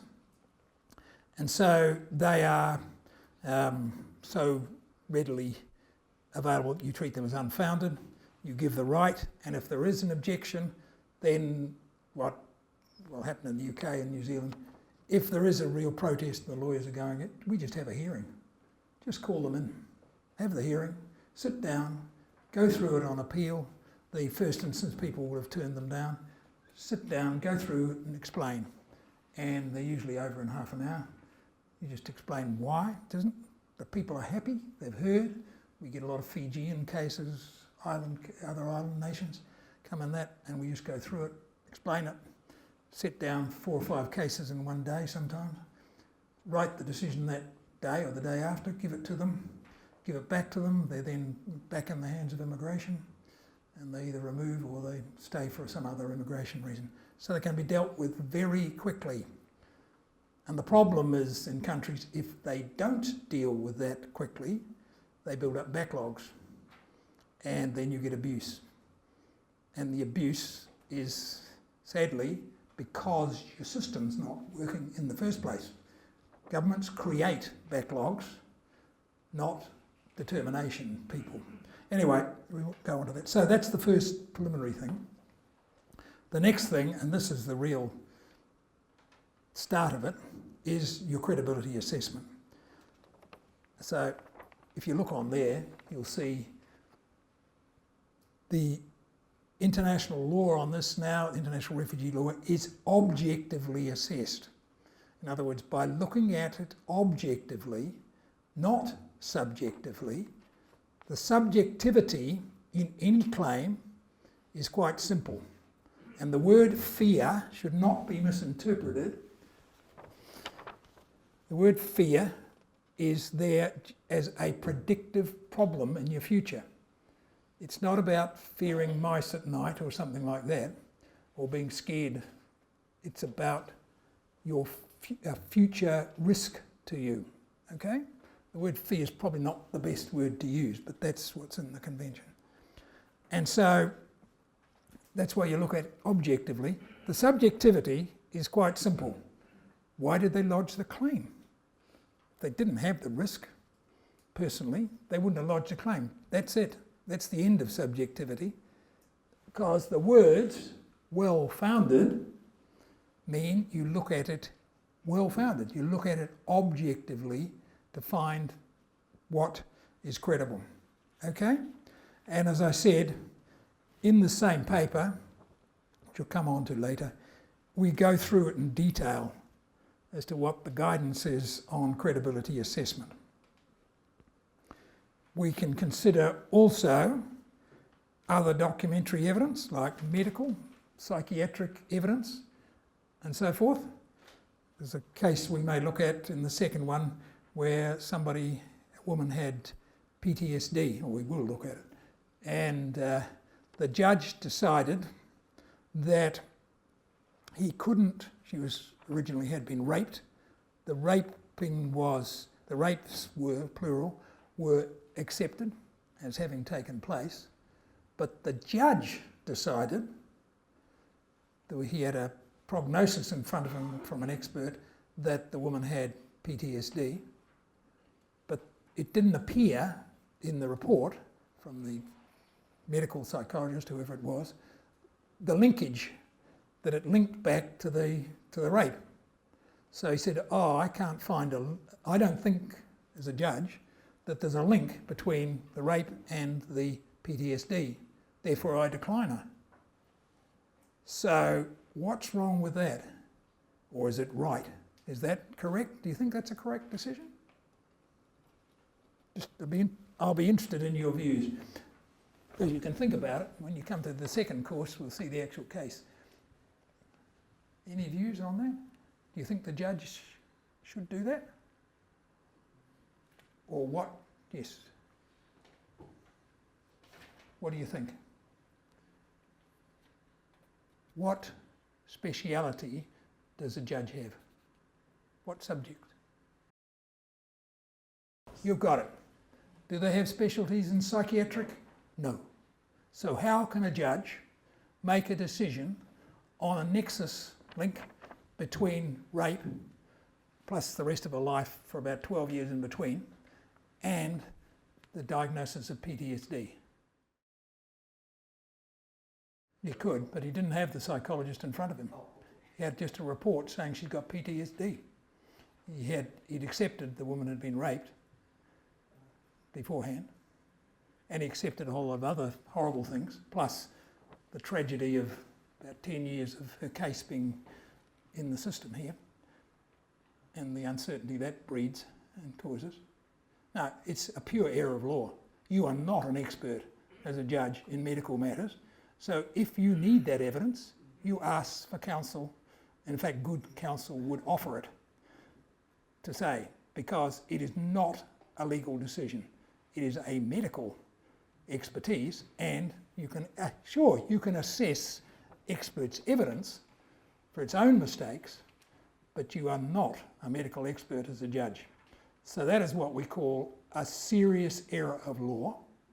And if that went on appeal, when I was sitting in the UK in Judicial Review Court, the upper tribunal as it's called, we would send that back and say, no, you can't do that. A, that's unfair because you never gave the other side the opportunity to hear it. Basic credibility assessment. Hear the other side. Even the Romans had it. Audi autem patem. Hear the other side. And so there is no more basic rule of fairness than that one. And so you just cannot say, I've reached that conclusion. I didn't ask the appellant what I thought. I didn't ask for more medical evidence. I just made the decision. The decision on which the whole case was turned down. So it's a seriously impaired decision. In international law, it may not be, maybe Japanese law doesn't think that way, but everybody else, well, is there anybody who thinks I'm wrong in that? Anybody think that judges are experts in medical matters? Are they experts in engineering? Are they experts in chemistry? No, they're not. They're experts in law. Yes. That is all part of the assessment of credibility of that person's evidence. I mean, the person who was raped or attacked or something or other. That is all part of your job, either between the counsel for both sides, or the judge, or the whole three of them.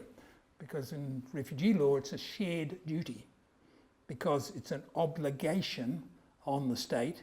You're a judge, you are part of the system, so you have a shared obligation to find what you accept about that story from the person, what they put up to you, plus the expert evidence together.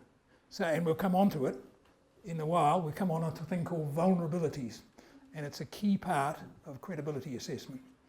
Exactly what you say. And if we get a minute, sometimes there's a video. Did I send it to you? Might be able to show it somewhere. By a woman called Jane Herlihy, who's a psychiatrist in London and has a whole practice there devoted to the psychiatric and mental problems of refugees in particular, and done a lot of studies.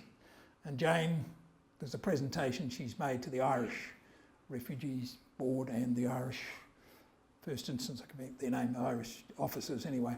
And it's a nice one that just explains the background to it, and she's written a number of books on it. So that's where you get the type of evidence. And Jane helped write this Credo project in it. So we didn't make the fault of making up the medical stuff ourselves. All right, so anyway, just quickly go through and we'll come back to each of these. That's the credibility box, and we'll go, because we've got to get to, if you'll see the steps, got to get a set of accepted facts. If you try and say this is true and that is false, black, white, you'll never get the answer right.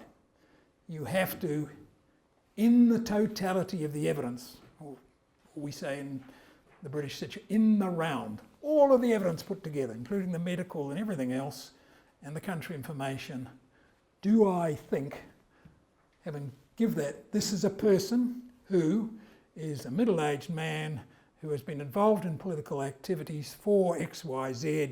He fled the country because 3 of his friends were killed, or what happened to them, for the same affiliations.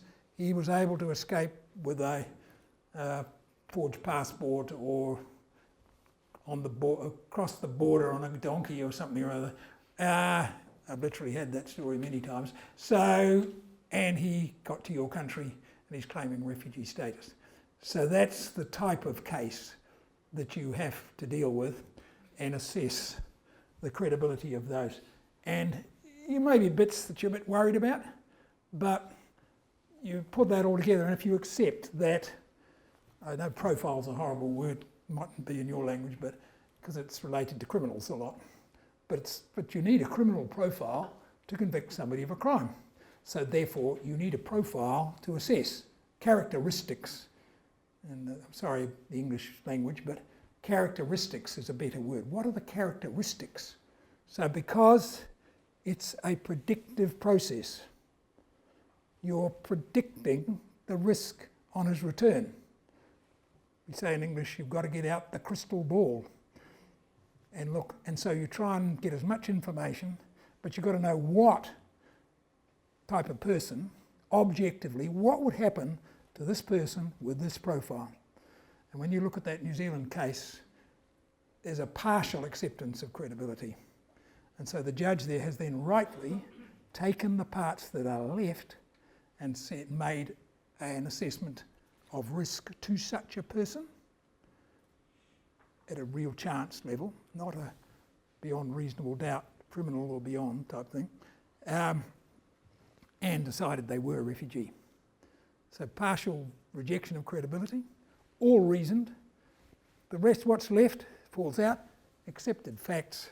Accepted facts then take the next step. What's the level of harm? Is it serious or not? And we'll go on to that in a minute, a bit later. And then, if the harm is serious enough, then the risk.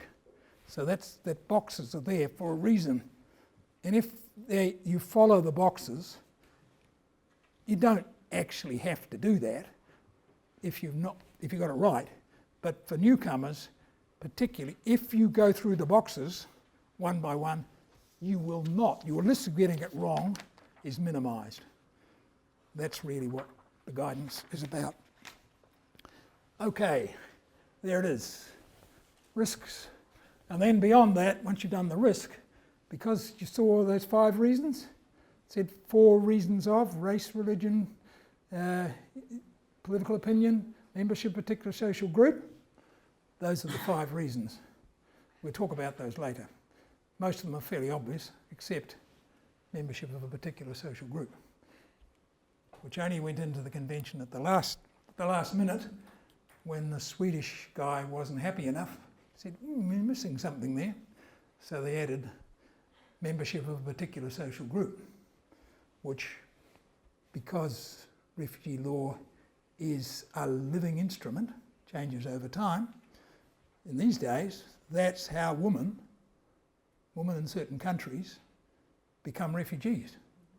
Because that's the way, like what we were talking about before, Eritrean woman.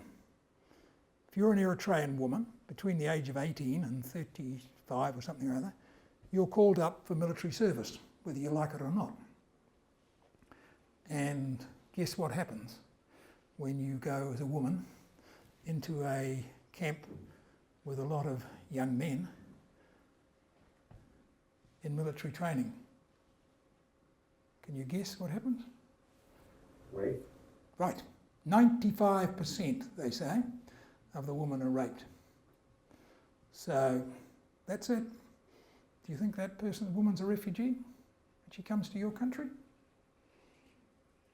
Because, and the state are doing nothing about it, so no state protection, fear of protection, fear of harm, objectively assessed, pretty obvious. You don't volunteer to be raped. It's a very serious offence. So that's being persecuted. If she went back, still be called up for the army because she hasn't done a service. Ipso facto, she's then a refugee. So that's just an example. And if you didn't have the particular social group, you wouldn't quite know where to put her, because it's valid to have compulsory military training. That's a valid thing to do. So it's not political opinion, you see, and the link can be either to the persecution or to the state protection, failure of state protection. And so the woman, because that's what happens to women, certain Iranian woman, the same thing, Afghani woman when the Taliban were there, and that's how they all come to get refugee status, because of that setup. Yes? I have no idea. They just wanted to fill a hole. I think, and we come back now and it's got protection gaps, I think they were looking to fill gaps that weren't in those other words. Yeah, that may arise in the future. And to be fair, that's what's happened. It took about 40 years for it to happen, but it had, and I don't know what to get, we'll come back to that subject. But what shouldn't happen is using PSG, as we call it, particular social group, as one of the other ones, because you could have 4 or 5 reasons. You can be a politician, you could be a woman, you can be this.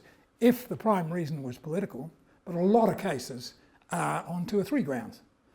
They can be political, they can be racial, they can be religious, the whole lot can be all combined reasons. That's what I said, life's not that simple. And anyway, this is about how writing a decision. We won't go into that. We talked about afterwards, and then this is issues-based decision. In other words, you will make your decisions much better if you just confine on the issues that are before you, not a whole lot of peripheral issues. And that's sadly in a lot of decisions here, the judges seem to want to make a decision on every little point of evidence, whereas the real issue is on the totality of the evidence. Is there a well-founded fear? Okay. Yeah, well, back World War II and beyond, what's called diplomatic asylum, that's what it was about. So if you were the president of South American Republic and you got offside, you didn't like them in Colombia or in what was his name? The guy that, not Colombia, the one who, anyway, it doesn't matter. He and Margaret Thatcher almost offered him refugee status, the dictator from, it'll come to me in a minute. Pardon? Chile. Chile, yeah, that's it, Chile, yeah, and who was the famous, oh God, we're getting, pardon? Pinochet. Pinochet. Yes. Pinochet. And the joke was, because for some reason Margaret Thatcher thought he was a great guy, and he was an utter, as you know, an utter rogue, but she almost offered him refugee status because he protected her, or because he said it was a good idea for the Brits to take back the Falklands after the war. Yeah, it was related to that. And so there was this joke going around that she thought he should give him diplomatic. That's exactly that's what it's about. So they, and governments, whether they're friends or and similar thing happened really with the Ecuadorians, with the guy that was in the embassy for 20 years, just went out. That's called diplomatic asylum, and it goes back. I think it sort of started after the conventions of Vienna, after 1814 to 1820, when all the princes and so forth got together for a major party for about 6 years in Vienna, and decided how they'd chop up the world. If you ever want a good background on particularly Europe, but the wider world, particularly the world that's been affected colonially, you read articles about the Congress of Vienna, what happened to the world after Napoleon from 1815 to 1818 or something or other in Vienna, and there's a couple of good books on the Treaty of Versailles after World War I, where the Brits and the French and the Americans from time to time got together and drew lines on maps. So that's how you got Iraq, and that's how you got no Kurdistan, and that's how you got all these crazy bits and pieces around the world, because people started lines on maps. And Churchill was one of the main protagonists. Anyway, it's an interesting piece of history as human security people to look at. I can get you, I probably could dig out some of the books if we get a moment, but anyway. So your question is the minimum requirement for under the convention? That's now a whole lot. There's 4 reasons. So either was one of these 5. So 5 reasons. 5 reasons. We went before. So he just described some women cases. Women also be categorized as a special, social group. Yeah. Or this membership you cannot change. So recently, the LGBT or gay are also considered this kind of group. So it's always evolving. We'll come on to that probably on Wednesday or Thursday night. We'll get down that list of the boxes there to step 6, 7. The reasons box. Yep, number 5. Issue 4. So if you've got yes to the other ones, then you've got to find a convention reason. And we'll talk about that.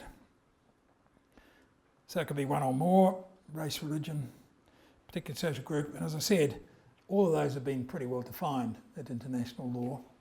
And if they don't fall within one of those,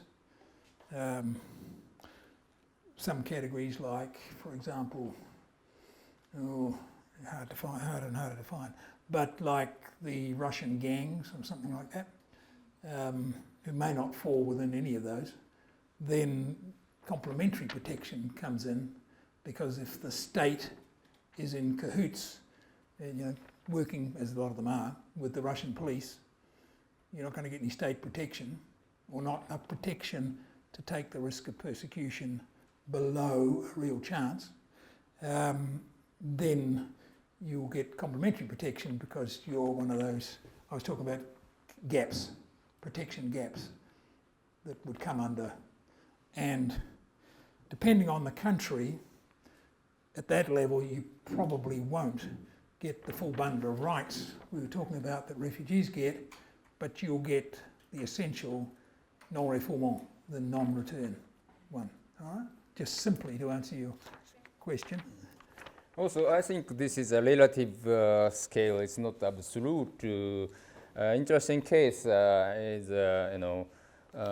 Japanese woman who applied for refugee status in Australia, and she got a refugee status because she is a single mother.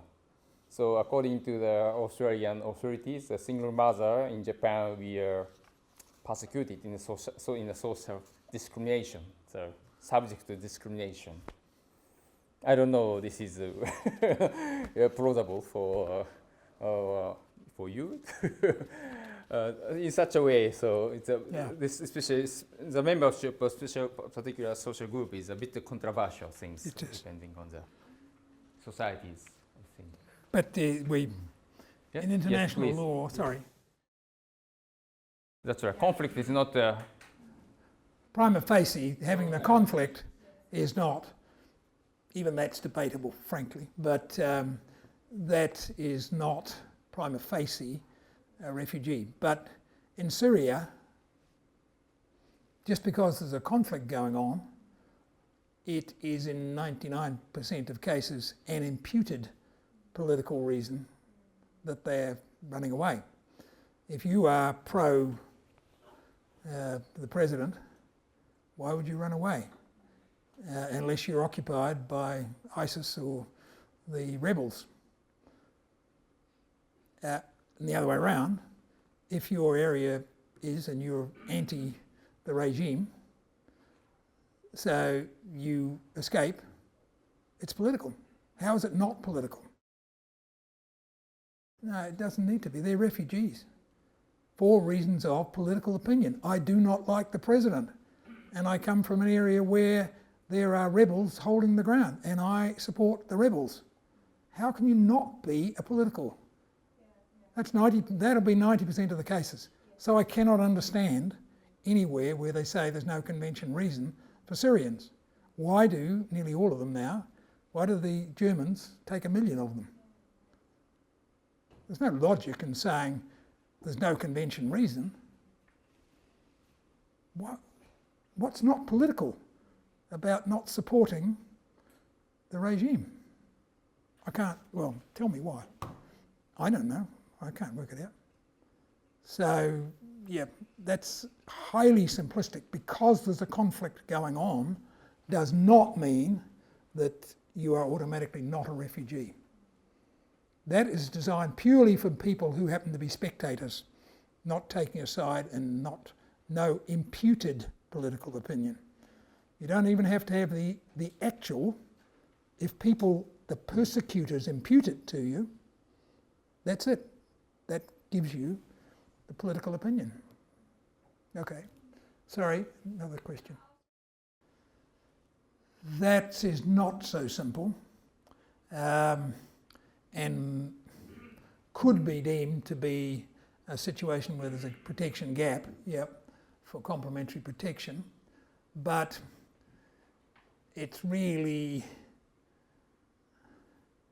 how children as a particular social group in that country are treated could perhaps lead you to them being treated as a particular social group if the state will not protect them and in fact gives them a greater exposure to problems, nuclear, for example, pollution or something like that, than other ones. That you're getting to serious refugee law issues there, and that's why I say it's a growing subject.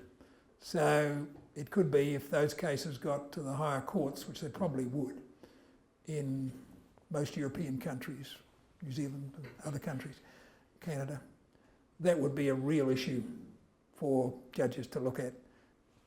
on the detail, but each case will depend on its own facts and so forth. But it's an extremely good question to raise. Yes?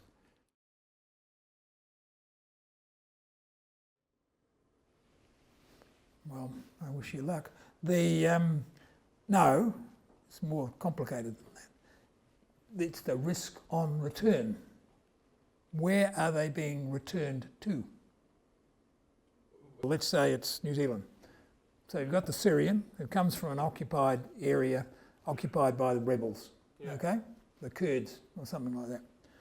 And there's no real regime in that part of Syria by the Kurds. It's too messy to call it another government. And so you say, right, there's no convention reason, even though you come from a rebel-hold area, and nor is the one that's going to be imputed to you become from that area. Well, first of all, sorry, just let me finish for a minute, sorry, and then you can come back.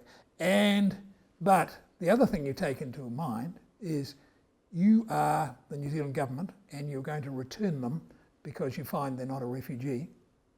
Where are you going to send them to? Where are they going to go? Yeah, I'm asking you the question. I don't think that'll happen.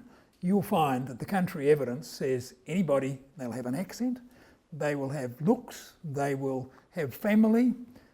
The world isn't that naive. When they go back, the first thing they'll be asked is, where are you from? Why are you coming here? Why are you coming back from New Zealand? Why did you go there? How did you get there? How long have you been there? Who's your mother and father? Where's your birth certificate? What school did you go to? I assure you, of the rebels, it right? doesn't have to be 100%, but let's say you're going back there. Are you at a real risk, or is there a real chance you're going to be slammed in jail, shot or persecuted because you come from a rebel area? Who we're just bombing or getting the... Why not? Why not? Particularly if you're coming through the airport. You have to look at every case, I admit, but the chance of you being not persecuted are highly remote in such a situation. This is a regime holding it, fighting for every inch of land. You come from an area that's been controlled. You fled because they were bombing you and doing all sorts of horrible things to you. They're going to impute to you the political beliefs of the people that were there, whether you had them or not. Doesn't matter. Pretty certain, if you look at the COI, that they will impute that to you. They will, even if they don't know, they'll throw you in jail for some time while they check it out. Anything could happen to you in a Syrian jail. Do you look up conditions in jails? Look up conditions in Russian jails. Look up the conditions in many other countries. That's persecution on its own. So, unfortunately, I'm a Good time point. manager. I'm very much afraid to just stop it because of the time. And I'm very appreciated your such heated discussions. Should be next class, I hope. At last, some sort of a dialogue type That's of good. intellectual discussions I'm very happy to hear. Sorry to stop it, but maybe we will start from this. We'll start, just the move the chance. the next one. If we question about this, if we look at the next slide, you'll see we're going to come on so, to do these case things. studies are really, interesting for more, exciting in this sense. But some sort of a basic, knowledge or understanding things. So we'll go on tomorrow to do a little bit more. Please consider any questions. Just attack him. Yep. So no, I want you to do that. Your questions are extremely good. And that sort of debate and the other ones we've had. And so if I sound a little, it's aggressive, if I sound like a lawyer cross-examining you, that's exactly what I'm doing. Because we're here to tease out what we can accept. And what it's reinforcing is you must know the objective country of origin information. See, even I'm speculating that that's what they would do. I would need to have Human Rights Watch, UNHCR reports, Amnesty International reports before me, before I would reach that conclusion. It's not for me, I'm not an expert in what's happening in prisons and so forth, but there'll be objective information about that which we can look at. And both sides can argue that as to whether it creates risk or not. Then the judge in the end must, or the assessor, must make their decision on the information they've got. So, good, thank you very much. You've all seen, as I said at the start, it's not that easy. All right, so see you tomorrow. Okay. Or same time. Thank you very much.